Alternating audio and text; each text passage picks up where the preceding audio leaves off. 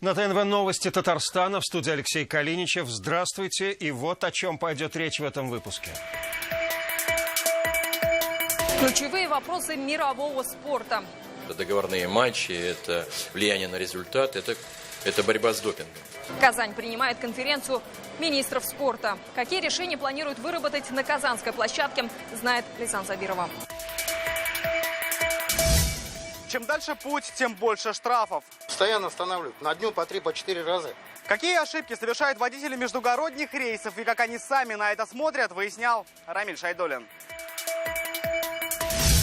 Трудности приема. Нас не приняли в 10 класс. Никому не может быть отказано. Почему татарстанских школьников не берут в 10 класс? И что нужно делать, чтобы там оказаться, выяснял Дмитрий Аренин. Целый год жажды. Снег растапливаешь. Козлята, вот, например, им надо тоже эту ржавую воду пить. Тем не менее, граница раздела является местом резкого центрального права. Стороны потребителей и водоканала выслушала Альбина Минибаева.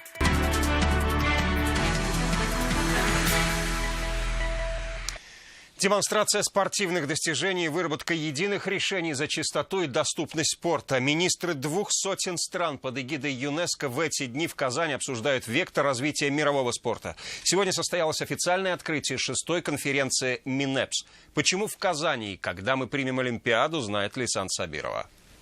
25 метров. Президент не на шутку заинтересовался золотым значком ГТО. От него до олимпийской медали у татарстанцев в копилке 80 соревнований только за 5 лет. Все они на выставке. С улыбкой вспоминает водный мундиаль Виталий Мутко. Еще немного и можно принимать Олимпиаду.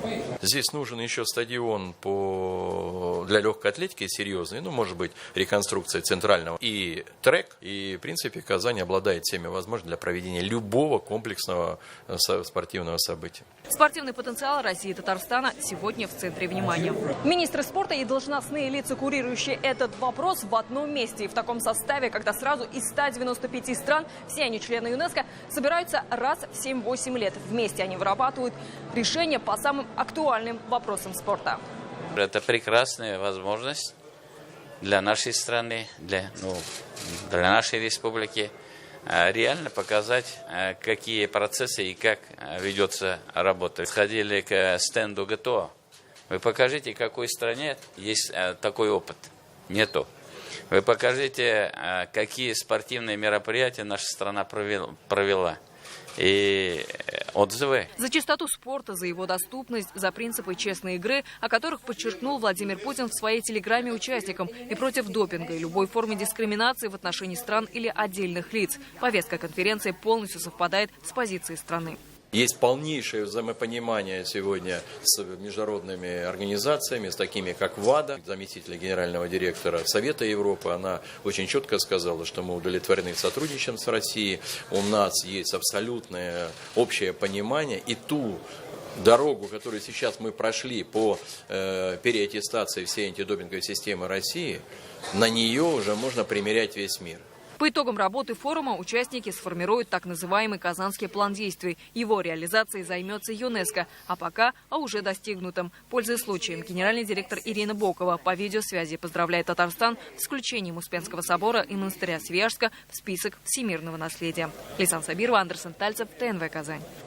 И сегодня же на полях МИНЭПС было подписано соглашение между Ульяновской областью и Международной ассоциацией спорта для всех ТАФИСа о проведении в регионе Всемирного фестиваля боевых искусств. Он пройдет в 2019 году. Это будет в какой-то степени хорошей репетицией нам, так же, как, например, Казань, которая в свое время провела ряд крупных мероприятий, а потом уже замахнулась на чемпионаты мира. И сегодня не случайно на площадках сегодняшнего форума госпожа Бокова заявила, что Казань является мировым центром спорта. Это первое такого рода крупное спортивное соревнование под эгидой ТАФИСа, которое будет проходить в нашей стране, в Ульяновской области. Ну и, конечно, наверное, Казань и спортивные стены и дух помогли. Талантлив во всем. Сегодня Татарстан празднует день рождения земляка Гавриила Державина. 274 года назад он родился в поселке Сокуры Лаишевского района. Поэт, сенатор, тайный советник. Им до сих пор вдохновляются и литераторы, и юристы. А памятники тверже металла. Лина Зинатуллина.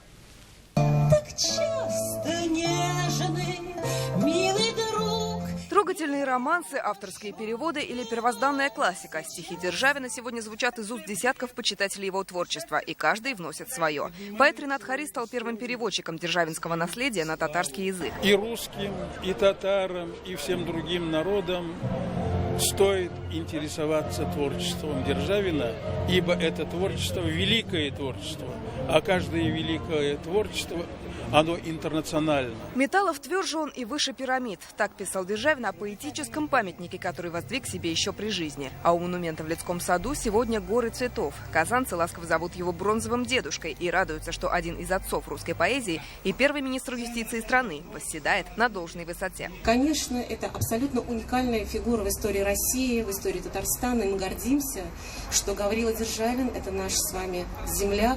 Одним гордость, другим вдохновение. Сегодня Татарстан навещают поэты со всей страны. Это творчество оказало влияние на все последующие поколения поэтов и оказывает до сих пор. И присутствовать здесь это и праздник, и счастье. Настоящий праздник сегодня и на родине поэта в Лаишевском районе. Здесь и главная интрига вечера, кому достанется престижная Державинская премия. А получила ее писательница Альбина Нурисламова. Для москвичей Альбина Нури. За сборник реалистических романов и рассказов «Цена вопроса». Наверное, это для любого писателя, пишущего на русском языке, получить такую престижную премию, как Республиканская премия Державина. Это большая ответственность, большая честь. В Лаишево поэт увековечен вот таким бюстом. 15 лет назад он появился на площади, названной в честь Державина, задолго до этого. Но, конечно, главный его памятник не в бронзе, и времени поток его не сокрушит. Так, весь я не умру, но часть меня большая. От тлена убежав, по смерти станет жить. И слава возрастет моя, не увядая. Доколь славянов род вселенно будет чтить. Лина Зинатульна, Ринат Сафин, Данил Филатов, ТНВ, Казань, Лаишево.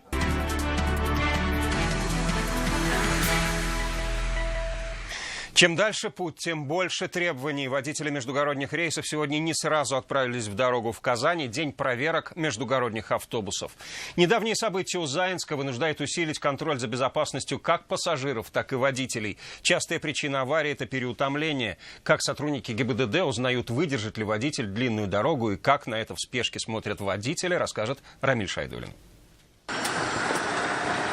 Из Казани в Буинск рейс выезжает с опозданием. Этот автобус вновь застала проверка, но раздражение водителя не помешает обязательному осмотру. Постоянно останавливают. На дню по 3-4 раза.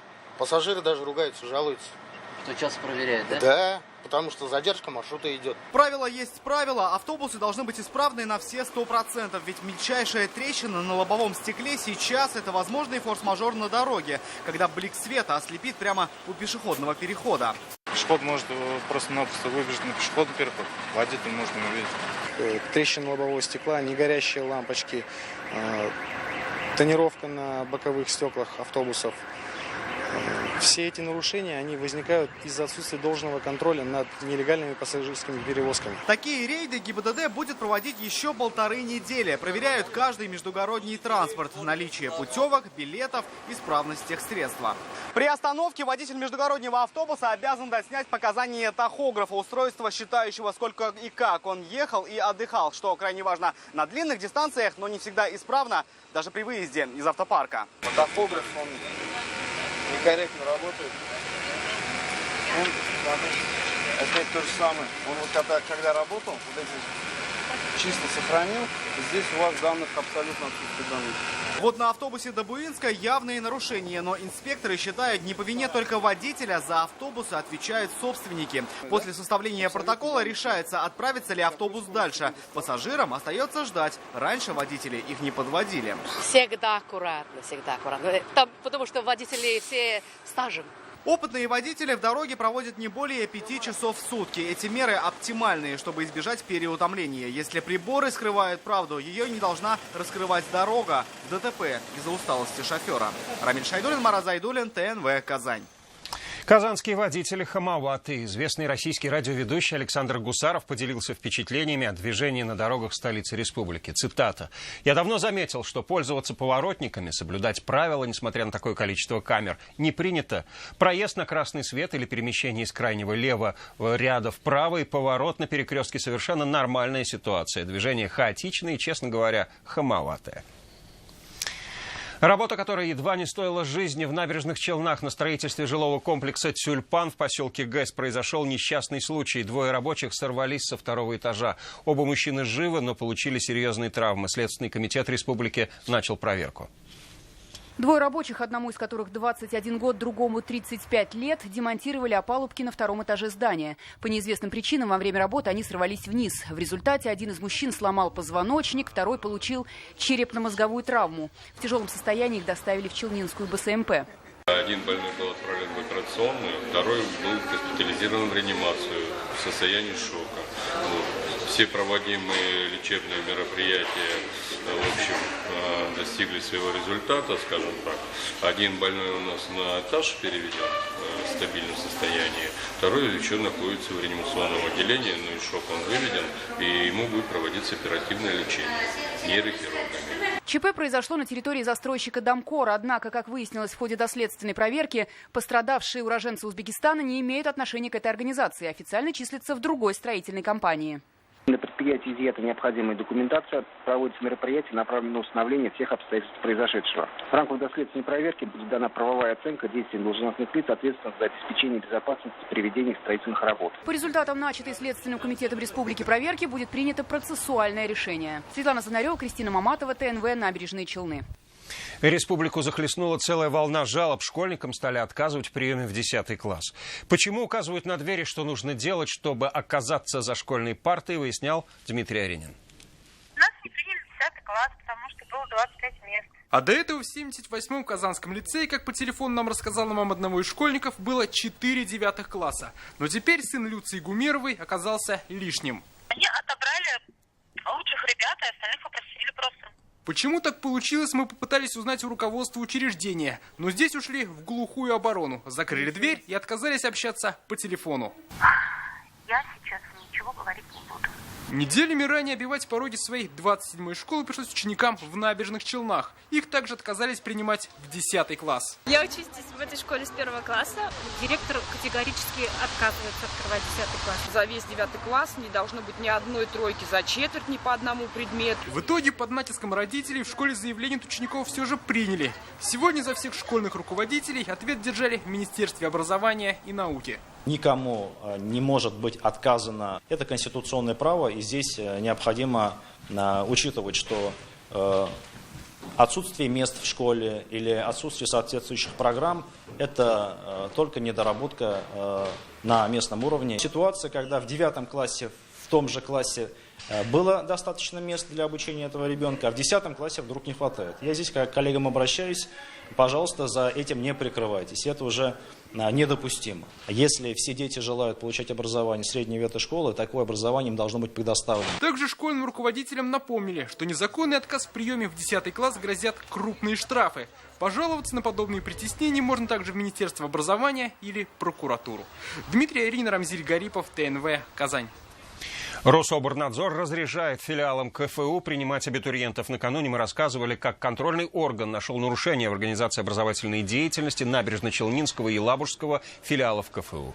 И сегодня на сайте Рособорнадзора появилась информация о том, что ограничения по приему сняты с Набережно-Челнинского филиала. Информация опубликована и на сайте вуза. Рособорнадзор по результатам проверки снял с контроля вопросы исполнения предписаний в отношении Набережно-Челнинского института КФУ. В связи с этим сообщаем, что Набережно-Челнинский институт КФУ продолжает набор.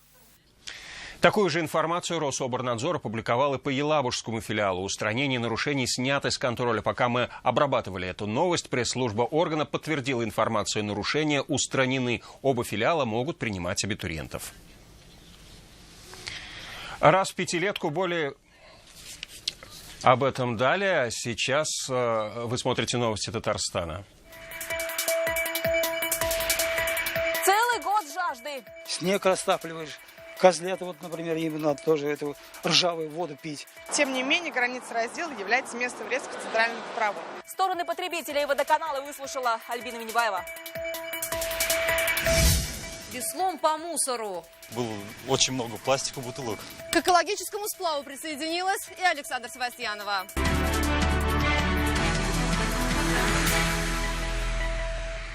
Раз в пятилетку более 800 гостей 42 стран. Меньше 3 недель остается до 6-го съезда Всемирного конгресса татар. Сегодня Фарид Мухаммедшин провел первое заседание оргкомитета съезда. Его делегаты посетят Арский, Балтасинский, Кукмарский и Тюричинский районы. Спикер Госсовета отметил, что эта встреча может стать большим толчком в оформлении этнокультурного движения татар в мире. Современные технологии в медицине теперь в Мамадыше. Сегодня после капитального ремонта свои двери открыли операционный блок отделения анестезиологии, реанимации и стерилизации Центральной районной больницы. Как происходят изменения в сфере медицины в отдельно взятом районе, мы расскажем в следующем выпуске новостей в 21:30. Целый год без воды житель поселка Киндири вынужден больше года собирать дождевую воду, а зимой топить снег. После прорыва трубы в их дом вода так и не пришла. Водоканал уверен, эту часть трубы должен отремонтировать сам пользователь. Альбина Минибаева выслушала стороны конфликта. Год мы живем, моемся, значит, посуду моем там. Дождевая вода и больше никакой. Целый год Рафаэль Мухаммадулин выкручивается как может. Его дом оказался отрезанным от водоснабжения. Кран открываю, пожалуйста. Ничего не течет. Труба это где-то вот примерно вот здесь проходит вот так. И она, значит, идет, значит, от пайка сюда к нашему дому, к тому колодцу. В прошлом году именно здесь и произошел прорыв трубопровода. Водоканал отремонтировал свою часть и воду перекрыл. Дальше, по мнению предприятия, пенсионер уже сам должен менять трубу и обеспечить себя живительной влагой. По мнению нашего героя, буквально пару метров не хватило водоканалу, чтобы обеспечить его водой и не мучить целый год жаждой. Вот здесь находится его персональный колодец, и здесь должна быть конечная точка его трубопровода. А рыть уже второй колодец на центральной улице, по его мнению, просто-напросто затратно. Мы платим за воду, в воду там все это плата входит за ремонт. Ссылаясь на договор, Рафаэль и пытался призвать водоканал к ремонту. Несколько писем он отправил в исполком Советского района, в прокуратуру, но вода в дом так и не пришла. Место врезки в центральный водопровод. Вот это граница раздела между ведомством нашего предприятия и его домом. У нас колодец там, вы видели, да? Значит, наши трубы там есть, все там подключено с нашей стороны. Осталось только завести ввод в наш колодец. Что должен сделать водоканал? Переубедить водоканал письмами и схемами пенсионеру не удалось. Теперь остается позицию доказывать в суде. В случае, если вот находится в ведении МУП водоканал, то потребитель может обратиться в суд с иском восстановить водоснабжение жилого помещения путем восстановления водопроводной трубы. Водоканал готов подать живительную влагу, но после ремонта, однако, Рафаэль Мухаммадулин не согласен с такой позицией и собирается писать жалобу в прокуратуру России. Пока же его семья использует оставшуюся дождевую воду, и сколько продлится еще засуха в его доме, неизвестно. Альбина Минибаева, Марат Зайдуллин, ТНВ, Высокогорский район. О своей проблеме житель Казанской улицы Мичурина Рафаэль Мухаммадулин нам сообщил, позвонив в редакцию. Если вам есть о чем рассказать, звоните по телефону 570 50 17. Пришли на помощь туда, куда не дошла метла дворника. Добрались, а точнее доплыли казанские студенты. Учащиеся решили совместить приятное с полезным. Отправились на сплав, а заодно убрали водную гладь Казанки. Санитаров реки на берегу встретила Александра Севастьянова. Для этих ребят река подготовила мягкий причал. В благодарность сегодня они настоящие герои. Доставать мусор из воды приходилось веслом. Занятие, мягко сказать, не из легких. Вот таким вот образом за 3 дня 12 студентов собрали 50 мешков мусора. Количество тянет на рекорд. Водная уборка превзошла все ожидания. Было довольно-таки много мусора. Было очень много пластика, бутылок. Пластик и стекло – самые тяжело разлагаемые отходы и самые часто встречаемые. Стартовал экологический сплав в Бирюлях. Они впечатлили больше всего. В плохом смысле. Красиво, но грязно. По словам Аэлиты Гилмулиной, останавливаться и собирать мусор приходилось каждые 300 метров. Первый день вообще очень страшно вспоминать его. Мне казалось, что весь сплав будет такой загрязненный, весь в мусоре. А потом уже полегче стало как-то. Среди студентов и международники Антония Мегу российская природа поразила. По реке сплавляется впервые. И сразу сплав экологический. Сравнивает с родной Анголой. По чистоте Россия уступает. Где мы был, вообще грязно, особенно на берегу река. Проплыли 40 километров. Финальная точка – Голубое озеро. Тоже своего рода мусорный кладезь. Предыдущий экологический сплав был по Вятке. Казанка оказалась грязнее. Конечно, Казанка – это одно слово. Да. Там не мусор, если мы видели, то только там, где останавливаются люди. А здесь прямо она вот на воде. Дата следующего рейда пока не называют, но ждать долго его не придется. Пока есть возможность, постараются убрать как можно больше водоемов. Александра Севастьянова, Игорь Романов, ТНВ, Казань. Скачки и соревнования по борьбе КРС ждут завтра казанцев и гостей города. Столица республики отпразднует Сабантуй. Мероприятие стартует в 10 часов утра. Традиционно на главной площадке в Березовой роще. Здесь театрализованный пролог, начало в 11:00. Затем соревнования батыров и концертная программа. Вечером народные гуляния продолжатся в конно-спортивном комплексе «Казань». В связи с проведением Сабантуя будет ограничено движение на некоторых участках дорог. С 6 утра до 5 вечера от Оренбургского тракта по направлению к Майдану в Березовой роще движение будет односторонним, а по Фермскому шоссе – пешеходным. Все желающие смогут добраться на Сабантуй на общественном транспорте. Список остановок, откуда автобусы будут отправляться на Майдан, на экране. Они начнут курсировать с 8 утра.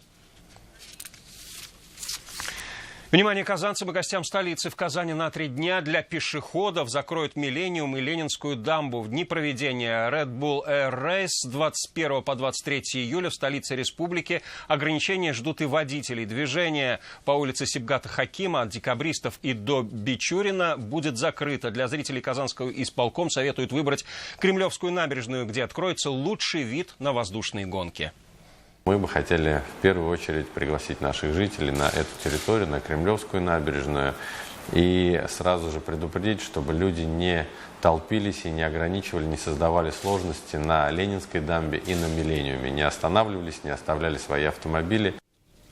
А Галакова в Казани. Семейное путешествие знаменитой телеведущей обернулось мастер-классом для молодых журналистов. Сны про монтаж, восторг от Казани и Россия с американских берегов. Жанна Галакова поделилась своим взглядом на профессию. Детали встречи в 21:30. Вечерний эфир продолжит программа «Вызов 112». Увел 5-летнюю девочку в кусты и совершил с ней действия сексуального характера. Все произошло в одном из дворов на улице Мавлютова, Казани. Подробности через несколько минут. Все репортажи этого выпуска можно увидеть на сайте нашей телекомпании, а также на канале YouTube. Далее выпуски о спорте и о погоде. И до встречи в 21:30.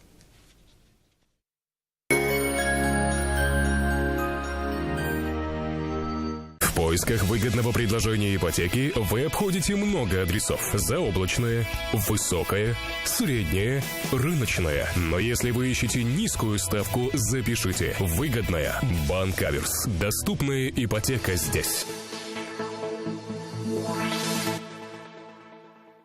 Побей рекорд по выгоде. Бери Nissan по себестоимости. Скидка 200 тысяч не предел. Узнай подробности в автоцентре Марка. Звони 4 5 3 единицы. Весь июль Мебельград возвращает деньги за покупку. До 100% от чека. Уважаемые абитуриенты, Казанский государственный аграрный университет объявляет прием документов на очную и заочную формы обучения. Уважаемые абитуриенты, Российский исламский институт объявляет набор по следующим направлениям: теология, лингвистика, экономика, журналистика. Построить дом или целую вселенную. Мы учим мыслить масштабно и перспективно. КГАСУ – прочный фундамент для дерзких идей. В Республике Татарстан дан старт 5-му ежегодному телевизионному фестивалю творчества работающей молодежи «Наше время Безнен Заман».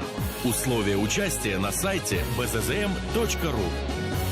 Ура! Каникулы! Не надо учиться! Я иду в дельфинарий! Дельфинарий в Набережных Челнах 70 16 42. А теперь и в Казани на Декабристов 1 523 83 94. Всей семьей на бранче в Корстон. Развлечения, аттракционы, мастер-классы, шведский стол. Любимые напитки приносите с собой. Каждую субботу и воскресенье встречаемся в Корстон. Подробности 279 30 79. Бранч, поздний завтрак 0+.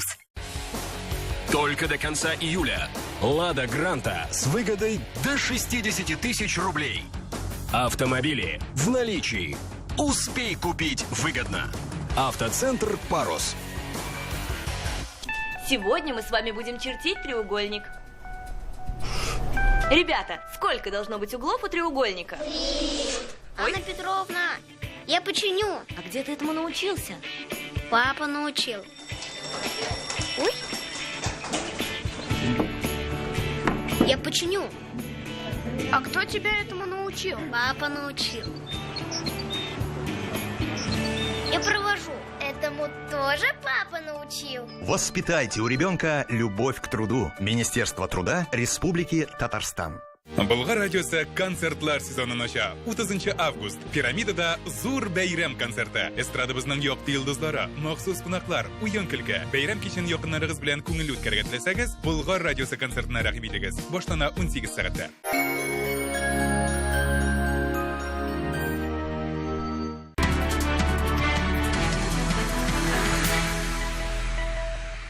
Добрый вечер. Новости «Спорт» на ТНВ, в студии Алмаз Гафиятов. КамАЗ-мастер выбивается в лидеры. Татарстанские экипажи после 6-го этапа ралли «Шелковый путь» обошли главных конкурентов. Сразу 4 команды в шестерке сильнейших. Казахстанский этап гонки полон сюрпризов и неожиданных событий. В категории грузовиков свою первую победу на этапе и вторую для команды КамАЗ-мастера одержал экипаж Эдуарда Николаева. С ними на этапе случилась примерно та же неприятность, которая накануне произошла с Жераром Дероем. Сломался кронштейн подвески кабины. Ситуация в турнирной таблице претерпела изменения. На первую строчку вышел экипаж Дмитрия Сотникова. Чуть больше 2 минут от него отстал Антон Шибалов, а лидер стартовых дней Мартин Коломы замыкает тройку. Дальше спортсменов ожидает короткий спецучасток в 106 километров, который заканчивается сразу у границы с Китаем. Навигация никогда не бывает простая вообще. А так как мы стартовали вторые, то есть следа никакого нету, соответственно, след был один Peugeot, но он тоже не очень хорошо виден. То есть, когда едешь по следам, конечно, намного легче ориентироваться. Хоккеисты Акбарса продолжают готовиться к сезону на сборах в Финляндии. В 3-й день тренировочного процесса в стране Суоми хоккеистов ждали 2-часовые занятия на льду и 10 километров кросса. Казанцы пробудут на этих сборах до 22 июля. В составе барсов отправились 38 хоккеистов, в том числе и новички команды. Последними, напомним, в ряды коллектива присоединились Дани Зарипов и шведский нападающий Антон Ландер. Тем временем на предсезонке стал известен календарь юбилейного чемпионата КХЛ. Акбарс в этом сезоне начнет играть дома. Сразу 5 матчей назначены на Татнефть-арену. Стартует команда 24 августа против китайского Куньлуня. Дальше в соперниках Адмирал, Амур, Лада и Сочи.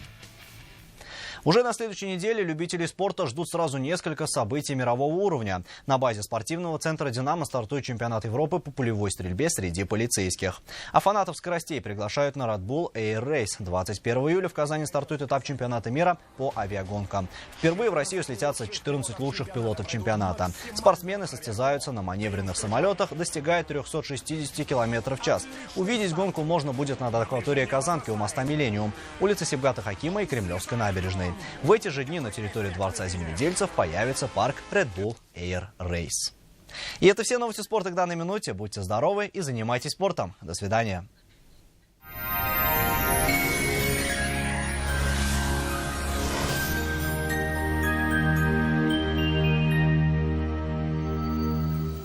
Здравствуйте! Вы смотрите прогноз погоды на ТНВ. Спонсор выпуска — изготовитель корпусной мебели на заказ «Данил Мастер». Настало время низких цен. Задумались о новой кухне? Хотите быстро, качественно и недорого? Звоните в «Данил Мастер». Закажите кухню сейчас и получите сушилку и мойку в подарок. Доставка, установка бесплатная. «Данил Мастер», Казань, Восстание 23, телефон 2167-166. Ну что ж, а теперь о погоде. В предстоящие сутки в республике ожидается по-летнему жаркая и ясная погода. По данным Яндекс.Погоды, на юго-востоке Татарстана ожидается переменная облачность без осадков. Ночью будет до 12 градусов тепла, днем до плюс 25. На северо-востоке малооблачно, без осадков, плюс 13 градусов ночью и плюс 27 днем. На севере республики тепло и сухо. Ночью плюс 13, днем температура воздуха составит плюс 27 градусов. На северо-западе Татарстана малооблачно, осадки не ожидаются. Ночью плюс 13, днем же до плюс 27. На юго-западе Татарстана ясно и без осадков. Ночью плюс 14, днем температура воздуха составит плюс 27 градусов.